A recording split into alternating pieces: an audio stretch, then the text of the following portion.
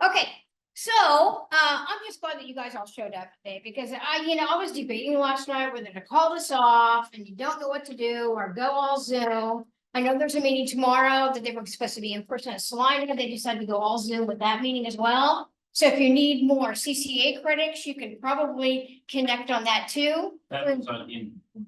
That's okay, and that was with River Valley District and Central Kansas District, right? Yep. Okay, so and they're gonna have how many credit hours they can get CCA tomorrow?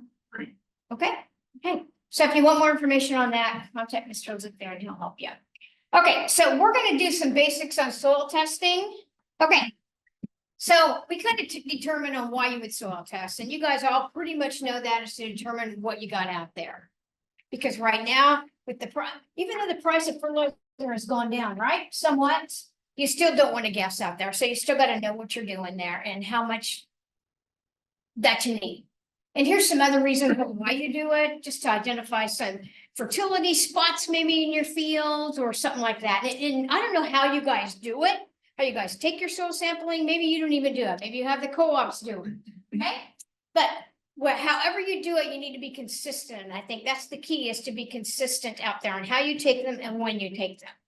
So here's kind of some probability, and I can't remember if Dorvar covered this or not, but if you're going to get any response, depends on what the level of your fertilizer is. Okay, so you can that's another key on taking a soil test, knowing if you're going to get a response, because if you're not going to get a response, you don't want to spend that money, right?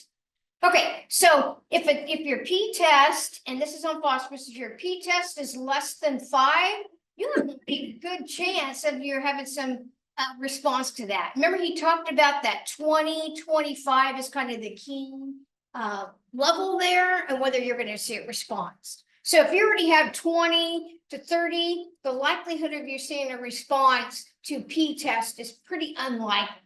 And so that's just another tool that you could use when you're using soil tests. Okay, even though soil testing is good, there are some limitations to it. It's not perfect, right? Okay, but it's the tools that can give you that information.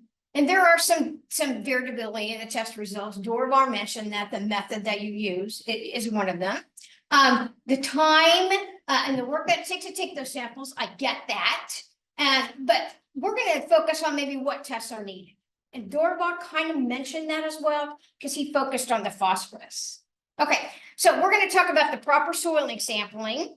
You guys may know that, so this is going to be just a fresh review for you. And taking the soil samples and then the depths. The depths is probably the most misunderstood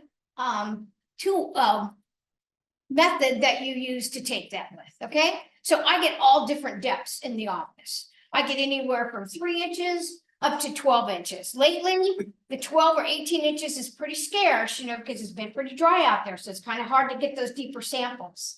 But we're going to be talking about the sample depths a little bit more as well. Okay, so you just need to be consistent in the depth of your sample.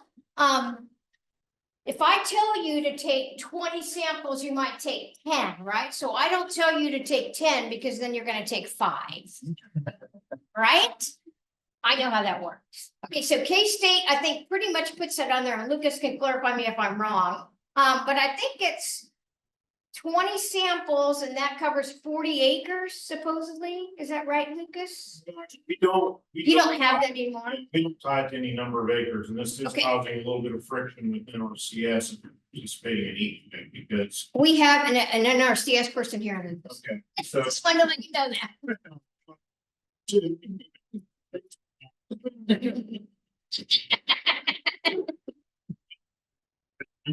District's going to call out of Wichita County office the other day, and so because in our recommendations, we don't tie it to, you got to take this many per this number of acres.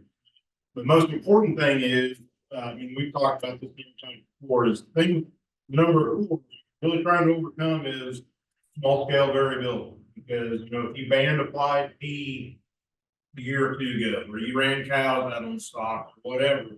And if you're out there and if you're only putting 5 cores in that sample bag, and one of those 5 hit an old fertilizer band over a cow stood or whatever, that 1 out of 5 might really skew that sample, as opposed to 1 out of 15 or 1 out of 20. So, and when we looked even at the economics of this, even if you figure the extra cost on pulling the extra cores, that sweet spot, both from a statistical standpoint and an economic standpoint, tends to be around that 15 cores per sample, is where we really want to be to get the highest quality data and get the most return.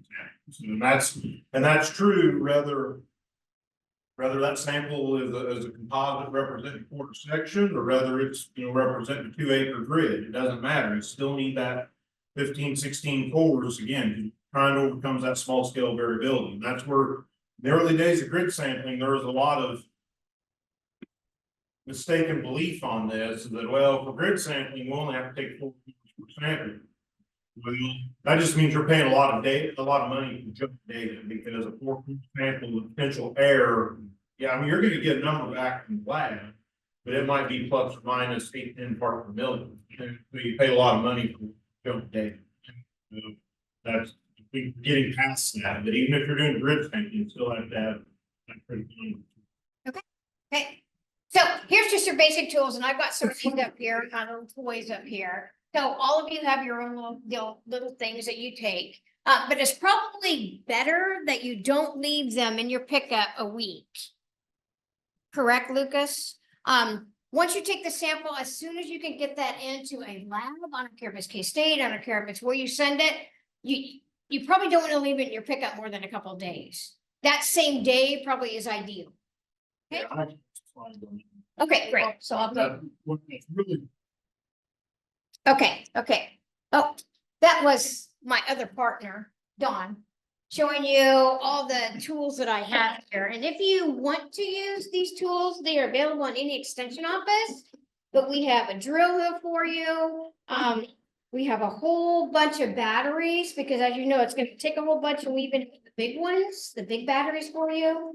We even have this special bucket, and some people have made the bucket themselves. I'm not kidding. But it's a special bucket that has a hole in the bottom of it. So it would be your 12-inch bit. Here would be your 24-inch. Now, this may take about 3 batteries to get down there, unless you do it now, okay? But if it's too muddy, then you're going to gum it up too. So for this to work, it's going to have to be pretty much the right soil conditions. But any of you guys could check this out. You simply put it in the drill. You put that down in there, and you reverse it, and then the soil falls down in this bucket. Okay, so any of you guys are welcome to check these out. We have them in each of the offices. So we have them in Jewel, Osborne, Smith, Lincoln, and Mitchell counties. So, like I said, you can make a whole bucket. You don't have to necessarily buy this specific bucket, but we have this tool for you available. That's pretty easy, and I don't know why that's not playing, but that's okay. Okay. Alrighty.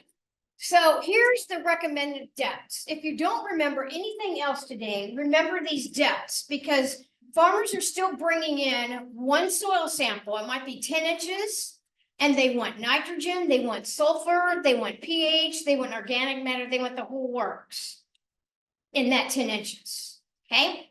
That's okay. Okay. We're going to give you data. Okay.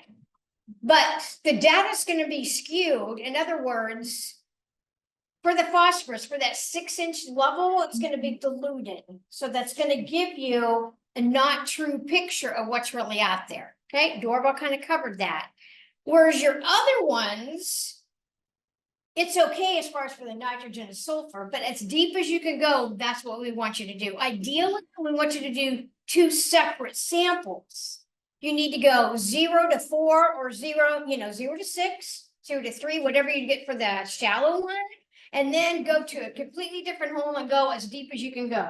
Go 8, 12, 18, 24 inches. And then all you need on that deeper sample would be your nitrogen or your chloride or your sulfur, because those are your most mobile nutrients.